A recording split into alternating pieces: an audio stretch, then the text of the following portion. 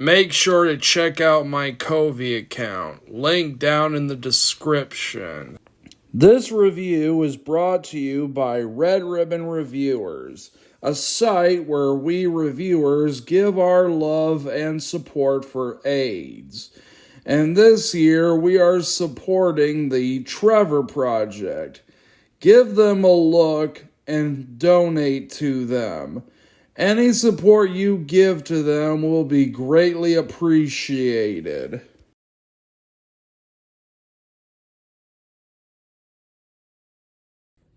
Shh.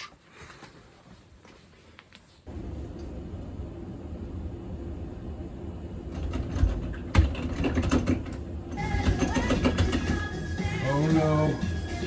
Oh no.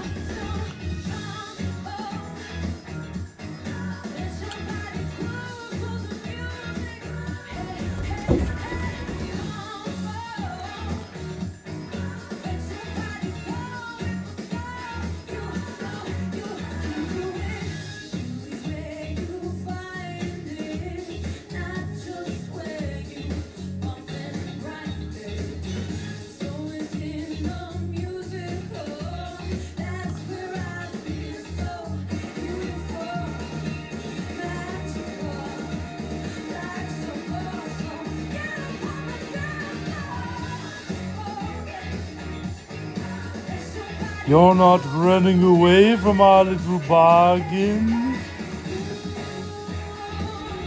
No way, I ain't reviewing that horse crap. It's either review this, or I make you stand upside down and force you to watch 8 Crazy Nights. Okay, I'll review your crappy Christmas movie. Then hop to it, shall you?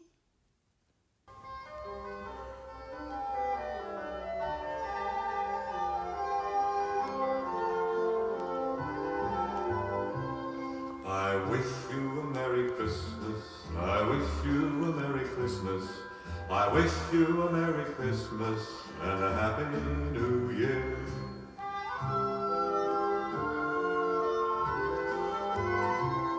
Oh, bring us some figgy pudding.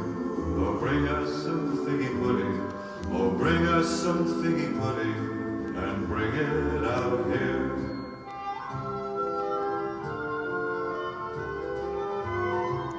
We won't go until we got some. We won't go until we got some. We won't go until we got some. So bring some out here.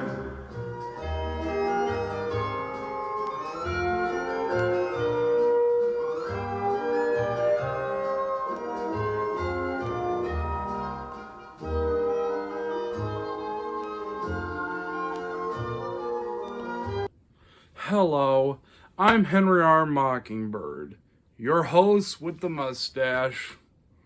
And you know what? 2024 has been a rough year for all of us. And I was hoping I'd get to some good Christmas movies. Well, screw that Merry Christmas for now, because for this review, we're diving into the 1992 remake of Christmas in Connecticut. Let's get this pile of coal over with.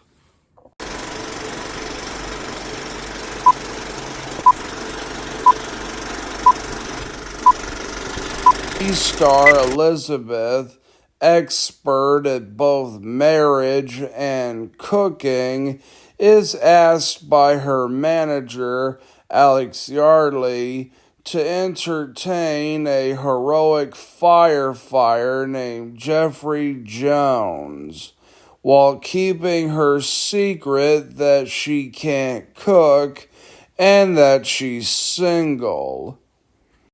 This movie is awful. I mean, talk about gaining respect for the original.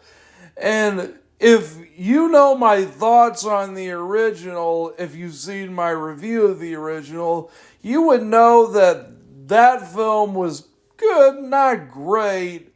But after seeing this movie makes the original look like a miracle on 34th Street in comparison. Take your pick. Anyone you want. This film is a remake of the classic 1945 Christmas in Connecticut and was directed by Arnold Schwarzenegger. Yes, you heard that right. That Arnold Schwarzenegger. Conan the Terminator, the Predator, Commando, that Arnold Schwarzenegger. Arnold's only other experience directing was directing an episode of Tales from the Crypt, where he made a cameo. It's disgusting what people will do to stay young. What's the matter with you? Want to keep that 90-pound corpse for the rest of your death? Keep pumping. Yeah, I don't really have a joke for that clip. I thought that clip was pretty funny. Hell, he even makes a cameo in this film. This film was never released in theaters. Heck, it wasn't even released direct to video. It was a made-for-TV movie for TNT. And despite this movie getting a promotion for Mrs. Buttersworth's syrup, the film was torn apart by critics. John Ferguson of the Radio Times magazine gave the film a 2 out of 5 stars. Hell, this lump of coal doesn't even have a Rotten Tomatoes score.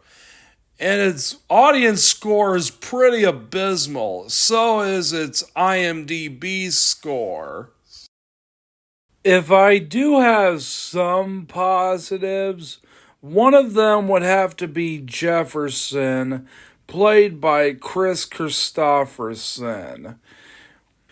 Unlike the original, where Jefferson was a soldier, here he is a firefighter who lives in the snowy mountains. And you can easily root for him, as in this movie, he saves a kid from a snowstorm. This is one of the few changes I actually like, as it instantly makes Jefferson very likable, and we get to see why he is a hero, unlike the original, where we never really got to see how he became a hero other than the fact that he survived a ship being blown up. And Chris Christopherson is very charismatic in the role, as is Tony Curtis, playing Elizabeth's manager, Alexander. And Tony Curtis, as I stated, is very charismatic and is easily one of the best parts of this movie until they pretty much ruin him towards the end. And as much as I hate to admit it, there were a few jokes that did get a laugh out of me, like Elizabeth having a hamburger for Thanksgiving dinner. Okay, that's pretty funny. First, there's Elizabeth, played by Diane Cannon.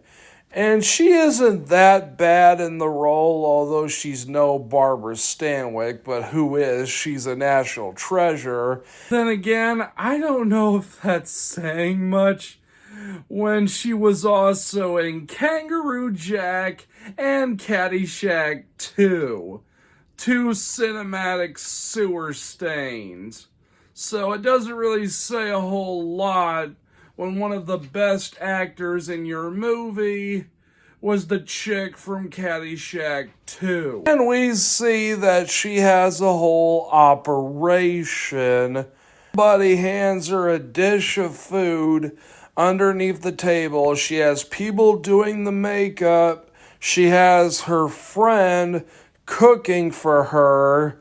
And this raises the first problem with this movie.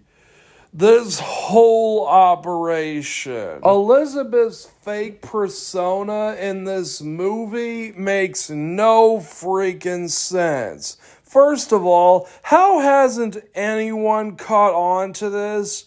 In the original, it made sense. Nobody could catch on to it because she's writing for a magazine. But here, she's on television, and at a time where both VHS recordings and freeze framing exist, somebody would have caught on to this in seconds. The finale is her sabotaging the special. Because, yeah, screw all the people who are going to lose their jobs if you give away your secret. To hell with all of that. You're in freaking love. I can't buy Elizabeth and Jefferson's relationship. They pretty much have no chemistry, especially when the movie tries to recreate scenes from the original, like the baby washing scene, which was already a cringy scene in the original, and they try to recreate the square dance scene, and it just doesn't have the same punch. Even try to recreate the flippin' the flapjack scene without knowing the context of that scene. In the original, her trying to flip flapjacks took a few tries to get the hang of it. She didn't know how to cook there, and she had Felix to help her out. Here, she pretty much flips the flapjacks on the first try. And that brings me to another problem I have with this Elizabeth. She never learns how to cook. You think the maid or maybe her girlfriend are going to play the same role as Felix and teach her, but no, she never learns how to cook at all in this movie. And that brings me to her friends. She has an actor friend who is just weird just for the sake of it. And nothing this dude says is funny. I mean, his whole shtick is that he wants to be an actor and he's auditioning to be a serial killer. And that's his whole character. He makes jokes about death and none of them are funny. And then there's this cringy joke. I'll be back. You get it? I'll be back. Elizabeth's girlfriend is fine, nothing noteworthy, but by the time she goes to help Elizabeth with the cooking, she transforms into a crying Kim Kardashian, to put it lightly. And she has a subplot where her boyfriend leaves and Elizabeth tries to get him back, and Tony Curtis's character tries to help her girlfriend, and it's treated like a lame-ass plot in a sitcom. And then there's the kid, played by Pugsley from the 90s Addams Family movies, and he is an insufferable brat. He's always asking for money. He's always causing trouble and breaking stuff on purpose.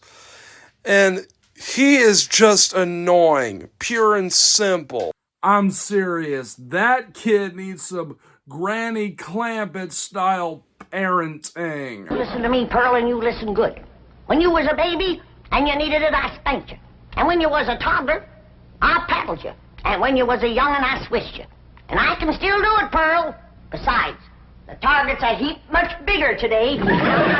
It really says something when the only normal person in this madness is Elizabeth's maid. But that's pretty much because she's the most tolerable when the movie gets really obnoxious. Like, this whole movie, at least parts of it, could be summed up like this. Noise, noise, noise, noise. Yes, in the middle, there is some sense of Christmas cheer, and it does quiet down. But here and at the end of the movie, it is like beyond annoying. And man, do they waste Richard Roundtree as Elizabeth's boss. You think he's going to play the same role as Alexander and be in for most of the movie. But nope, he's only there at the beginning and the end. And the end of the movie is pretty much Elizabeth saying, screw you to the bosses and quitting her job. Yeah, because forget the fact that you're going to be homeless and you can't afford your own apartment. Like, clearly all you have is your man, so that's all you need. And he pretty much is stuck trying to rebuild his cabin. Good Lord and Lady, does this movie ever suck? I mean, talk about a terrible remake to a good but not great film. Even on its own, it's still pretty bad. If it was just its own thing, it would just be some Christmas Hallmark trash. And I think this goes without saying, but stick with the original. Better yet, if you want an Arnold Schwarzenegger Christmas movie, watch Jingle All the Way. That film is a billion times better than this lump of coal. I give it 2 gold stars. Mockingbird, your host with the mustache, signing off.